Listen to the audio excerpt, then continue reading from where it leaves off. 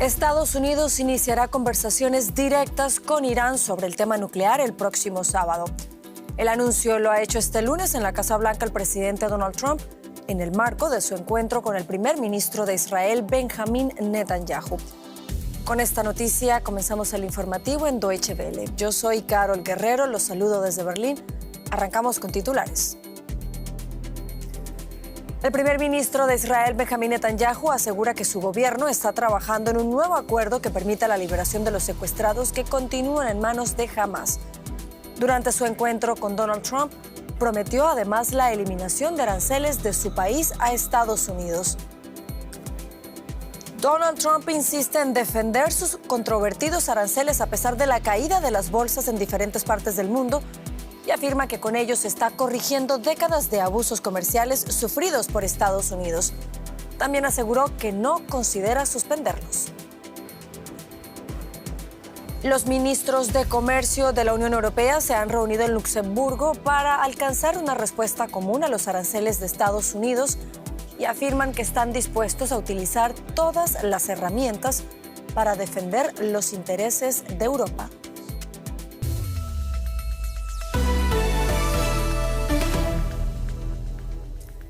El presidente de Estados Unidos, Donald Trump, y el primer ministro de Israel, Benjamin Netanyahu, se han reunido este lunes en el despacho Oval por segunda vez tras el regreso de Trump a la Casa Blanca en enero.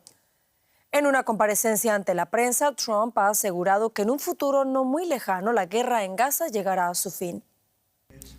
Trump y Netanyahu hablaron también sobre la imposición de aranceles. El primer ministro de Israel ha asegurado que eliminará aranceles y acabará con el superávit comercial con Estados Unidos. Por su parte, Trump también ha prometido acuerdos justos con países que están negociando los aranceles, pero ha negado que se vaya a hacer una pausa en su imposición. Netanyahu es el primer dirigente recibido en la Casa Blanca desde que el presidente estadounidense anunció un arancel universal del 10% para todas las importaciones. Eliminaremos el déficit comercial con Estados Unidos. Tenemos la intención de hacerlo muy rápidamente. Creemos que es lo correcto y también eliminaremos las barreras comerciales impuestas de forma innecesaria. Creo que esto puede servir de modelo para muchos países que deberían hacer lo mismo.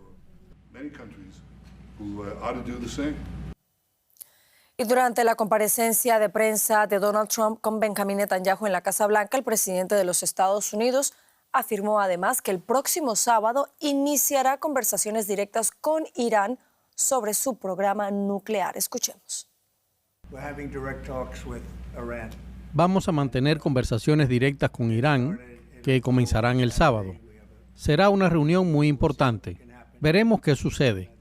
Creo que todo el mundo está de acuerdo en que llegar a un acuerdo sería preferible a hacer lo obvio, y lo obvio no es algo en lo que yo quiera involucrarme o, sinceramente, en lo que Israel quiere involucrarse si pueden evitarlo. Siguiendo muy de cerca este encuentro entre el presidente de los Estados Unidos, Donald Trump, y el primer ministro de Israel, Benjamin Netanyahu, en la Casa Blanca, ha estado el periodista José Díaz Briceño, a quien saludamos a esta hora en Washington. José, un gusto saludarte. Cuéntanos, por favor, más detalles sobre los asuntos que se abordaron en esta reunión entre Donald Trump y Benjamin Netanyahu.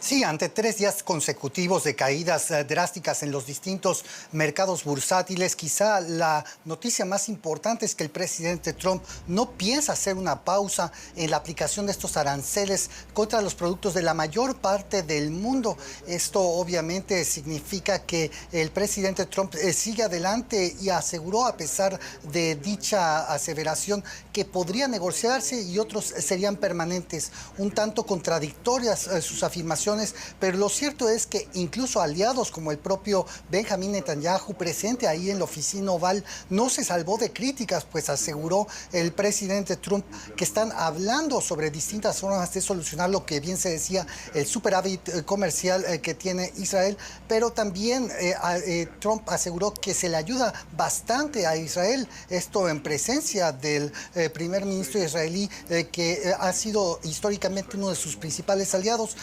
Quizá Quizá también otro de los temas que sorprendió a muchos aquí en Washington es este anuncio de pláticas directas con el régimen iraní a partir del sábado. Esto porque apenas ayer domingo las autoridades del Ministerio de Exteriores de Irán habían asegurado que preferían pláticas indirectas con Estados Unidos, pues aseguraban que no era genuino el interés de la administración Trump de hablar no solo del programa de asuntos nucleares, sino de otras sanciones. José, a propósito del tema de aranceles, los anuncios del presidente de Estados Unidos han generado muchas reacciones, pero ¿le están causando problemas políticos? ¿Ha perdido apoyo el presidente de Estados Unidos?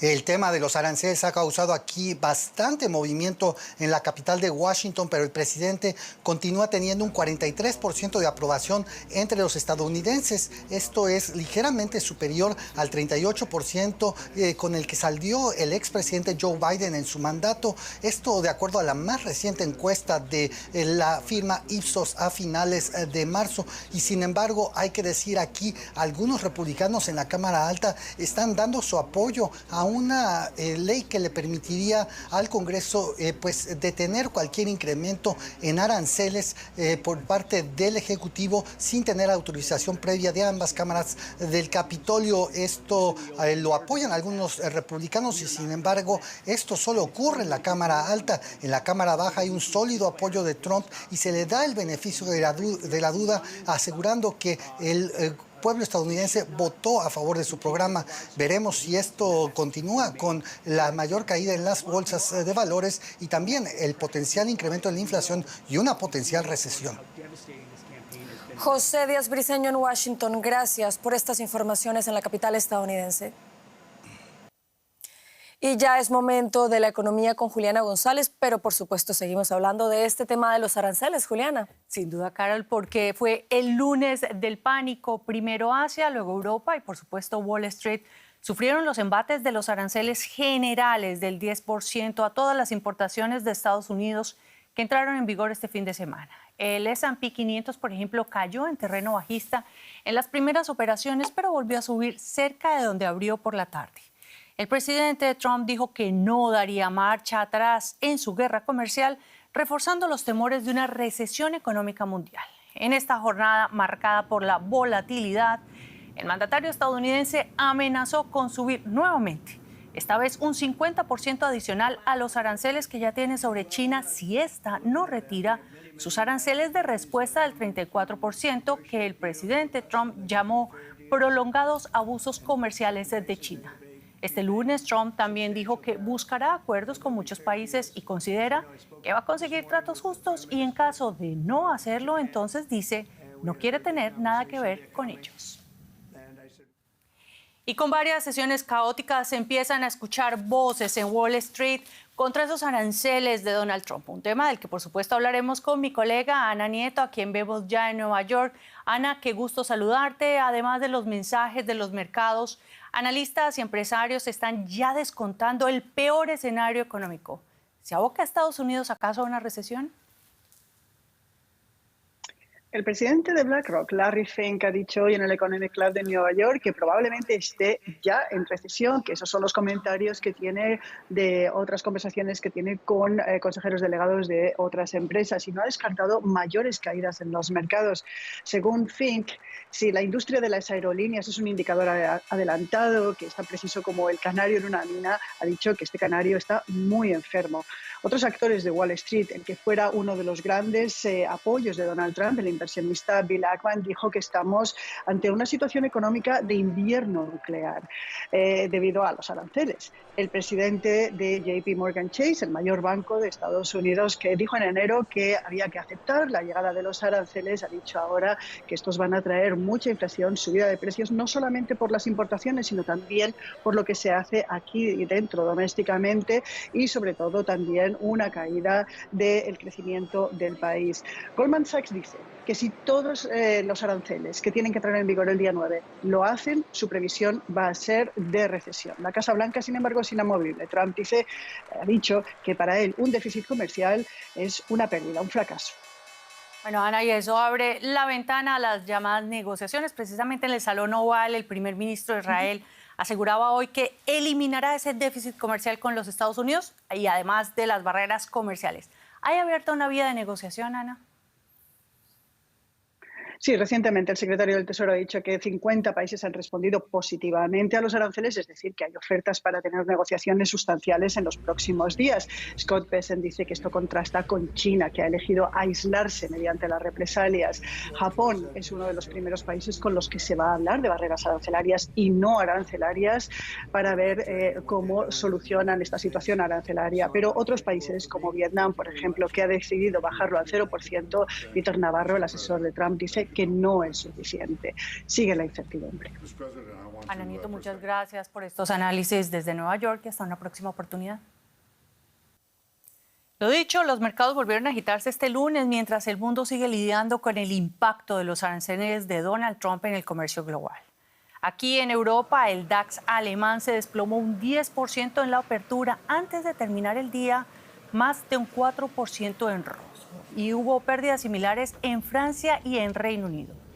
En un contexto de desplome de las bolsas e incertidumbre económica, los ministros de Comercio de la Unión Europea se reunieron en Luxemburgo para debatir su respuesta al nuevo régimen comercial de Washington. A partir del miércoles, el bloque tendrá que hacer frente a aranceles adicionales del 20% sobre casi todas sus exportaciones a los Estados Unidos. Los gravámenes de Donald Trump provocan ansiedad y enfado en las capitales europeas. La relación comercial transatlántica es la mayor del mundo, con un valor de $1,5 billion de euros. Los funcionarios europeos dicen que prefieren hablar antes que enfrentarse a Estados Unidos por los aranceles, pero si llega el momento, todas las opciones están sobre la mesa. Trump ha dicho este lunes que la propuesta europea de 0 aranceles por 0 aranceles a los productos industriales y a los automóviles le parece poco. Entre los ministros de Comercio europeos hay muchas diferencias sobre cómo reaccionar. Algunos quieren contraatacar con tasas arancelarias, otros son más cautos. Irlanda, que depende en gran medida de las inversiones estadounidenses, advierte de que si la Unión Europea se centra en los servicios tecnológicos de Estados Unidos para responder a los nuevos aranceles, sería una escalada inusual. Una propuesta concreta procede de España. El ministro de Economía, Carlos Cuerpo, afirmó que presionará a la Unión Europea para que apruebe ayudas a las industrias afectadas por los aranceles estadounidenses. Para contrarrestar en la medida de lo posible esto, desde Europa tenemos que afianzar ese mensaje de confianza, de tranquilidad, de que Europa va a seguir siendo un socio que se va a mantener abierto a acuerdos y a intercambios con nuestros principales socios estratégicos, y dar también un mensaje de confianza a nuestros productores, a nuestras industrias y a nuestros trabajadores de que vamos a estar apoyándoles para que no sufran las consecuencias de este conflicto comercial. El ministro alemán de Economía, Robert Habeck, reaccionó así a la propuesta de Elon Musk de crear una zona de libre comercio entre Europa y Estados Unidos con arancel cero. Creo que es un signo de debilidad y quizá de miedo, porque la política actual es completamente distinta. Así que si él tiene algo que decir, debería dirigirse a su presidente y decirle: antes de hablar de aranceles cero, dejémonos de tonterías y paremos el lío de la última semana. No obstante, la Unión Europea se ofrece a negociar con el gobierno de Estados Unidos un acuerdo para adoptar aranceles cero en el intercambio de bienes industriales, según declaró la presidenta de la Comisión, Ursula von der Leyen, en la reunión de Bruselas. Y este lunes hay 2 conceptos que marcan las conversaciones: el pánico y la diversificación. El DAX alemán, por ejemplo, abrió con un 10% de pérdidas y cerró la sesión en un -4%. Lo vemos con mi colega en la bolsa, quien nos acompaña, José David Navarro. José, te saludo con mucho gusto. Cuéntame, ¿qué dicen los inversionistas? ¿Cómo ven la evolución de ese conflicto comercial iniciado por Donald Trump? Hola Juliana, ¿qué tal? Pues el desplome que hemos vivido hoy aquí en Europa de las bolsas recuerda efectivamente la época del corona, del COVID, pero también al lunes negro de 1987.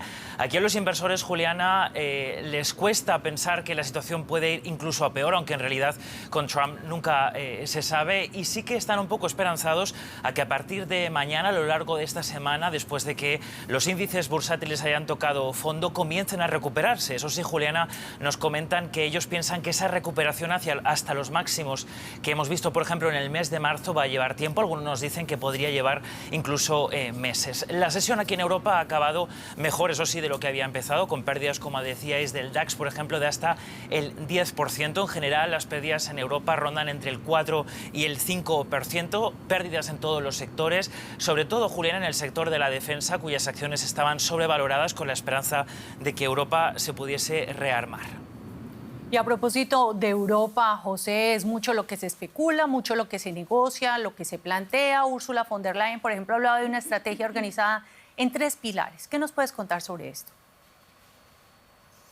Sí, esa estrategia, Juliana, estaría dividida entre mantener el diálogo con Estados Unidos, pero al mismo tiempo ir presionando con aranceles y, sobre todo, diversificarse. Vamos a esperar a la respuesta esta semana de los países de la Unión Europea, a aranceles en respuesta sobre todo al acero y el aluminio, pero mientras Europa ya tiene la vista puesta en diversificar sus vías de negocio, sus relaciones comerciales, especialmente con países de Asia. El comisario europeo de Comercio, Šefčovič, hablaba de que es el momento, Juliana, de recuperar, de retomar, decía él, las negociaciones, por ejemplo, con China. Bueno, y también vamos a ver qué pasa con ese Mercosur que ha estado estancado. Muchas gracias, José David Navarro, por estos análisis. Hasta una próxima oportunidad. Dejamos aquí, Carol, la actualidad económica para adentrarnos a la política, en concreto a Costa Rica. Sí, Juliana, vamos ahora con temas de la región, porque en ese país de Centroamérica, Costa Rica, la Fiscalía General ha acusado al presidente Rodrigo Chávez de un delito contra los deberes de su función relacionado con contratos de servicios de comunicación gubernamentales con fondos del Banco Centroamericano de Integración Económica.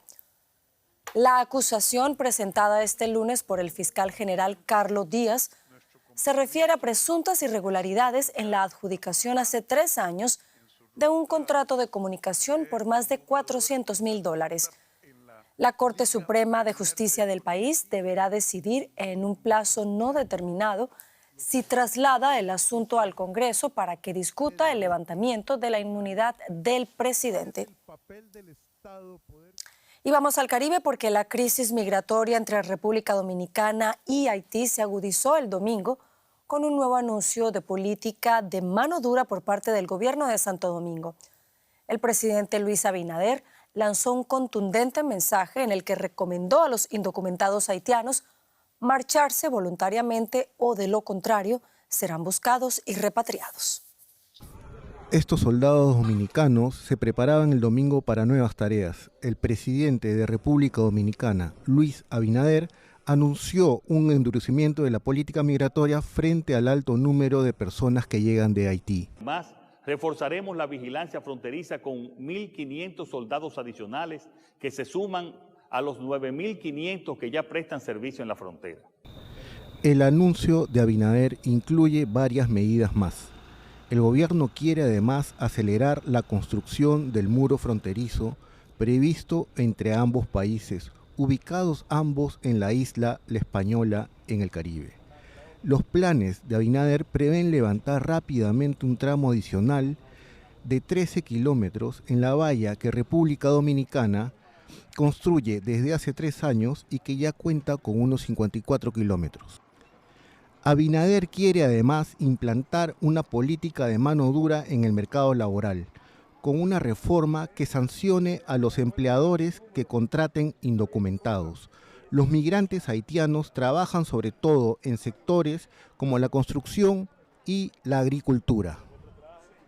Propondremos establecer sanciones duras también para casos no previstos en la legislación actual, tal como propietarios de viviendas o locales comerciales que alquilen sus inmuebles a personas con estatus migratorio irregular. Cientos de miles de haitianos han emigrado en las últimas décadas a la vecina República Dominicana en busca de mejores oportunidades debido a la crisis crónica en su país. Los problemas económicos y de seguridad han alcanzado un nuevo pico en Haití en los últimos meses. Miles de haitianos protestan en las calles contra la violencia impuesta por las bandas del crimen organizado. La constante llegada de haitianos a República Dominicana genera malestar y rechazo entre la población local. Según la última encuesta oficial, en 2017 había casi 500.000 inmigrantes haitianos en el país. aunque expertos estiman que la cifra puede haberse duplicado hasta hoy. El fin de semana, miles de dominicanos salieron a protestar en masivas marchas callejeras apoyando así la política migratoria de mano dura. El gobierno de Abinader ha expulsado en el primer trimestre del 2025 a 80.000 indocumentados. Y en México sigue la conmoción tras el hallazgo en marzo de centenares de fragmentos óseos, zapatos, ropa y objetos personales de personas desaparecidas en un supuesto campo de reclutamiento de un cartel del crimen organizado en Jalisco. Nuestro colega Aitor Sáez se acercó al lugar hoy cerrado y custodiado por las fuerzas de seguridad y habló con los padres que buscan a sus hijos desaparecidos. El rancho Izaguirre es hoy un improvisado centro de carpas forenses. Solo se permite llegar hasta unos 600 metros de distancia. A principios de marzo, familiares de desaparecidos encontraron allí más de 1.300 objetos y restos óseos.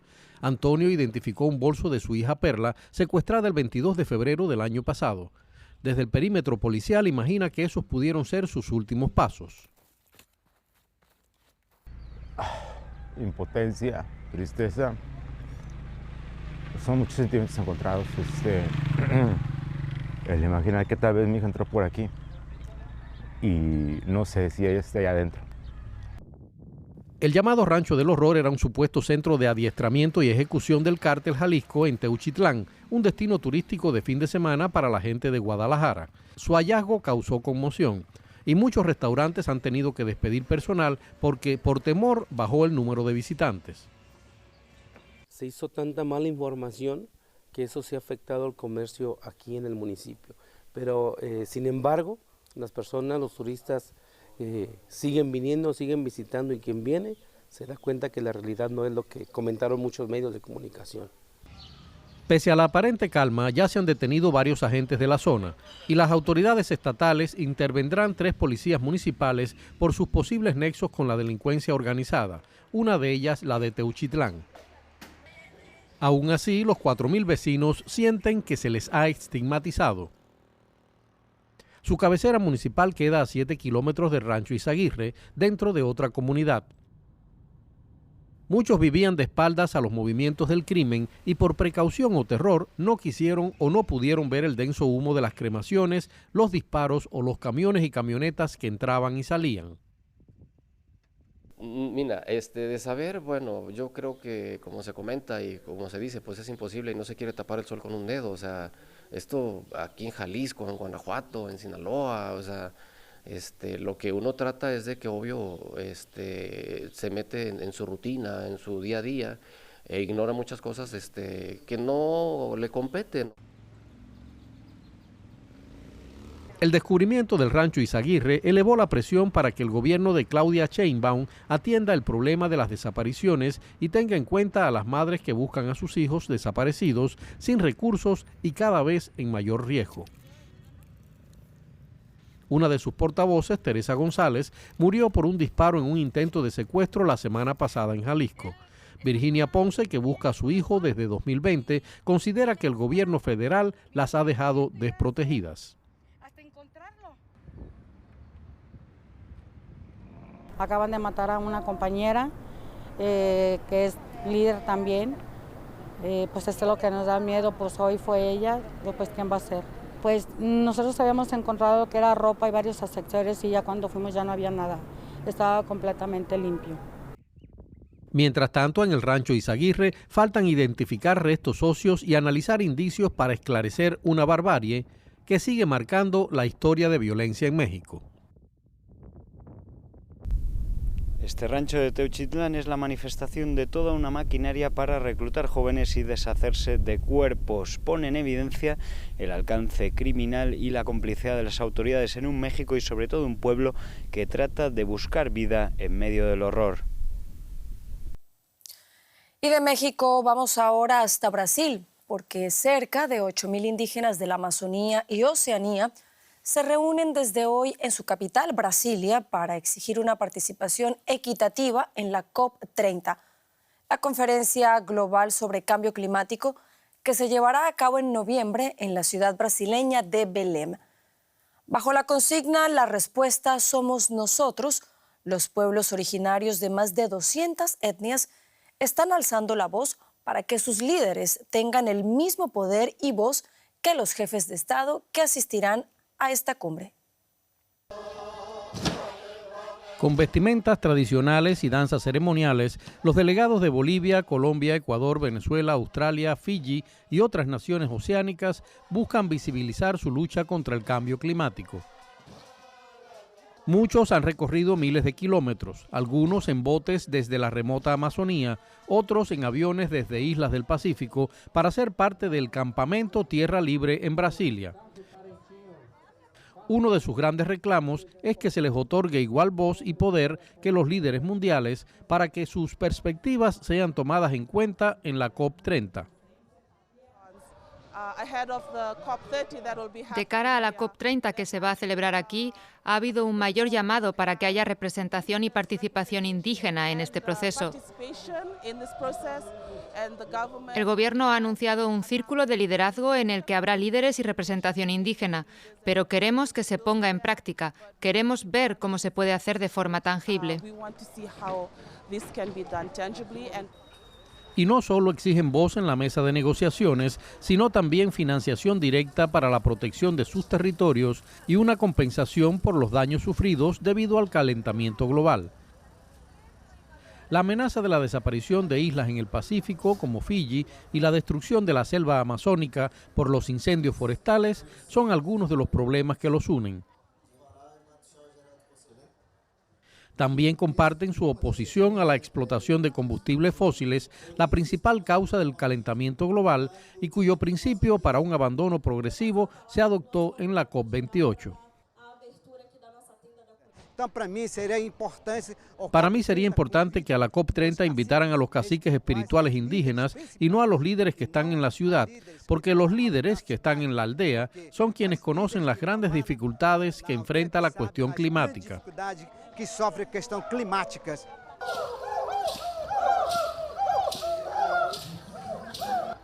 Los pueblos originarios de Brasil, Sudamérica y Oceanía se preparan para seguir luchando por la justicia climática en un encuentro que se extenderá hasta el viernes con la esperanza de que su llamado se escuche esta vez en la COP30.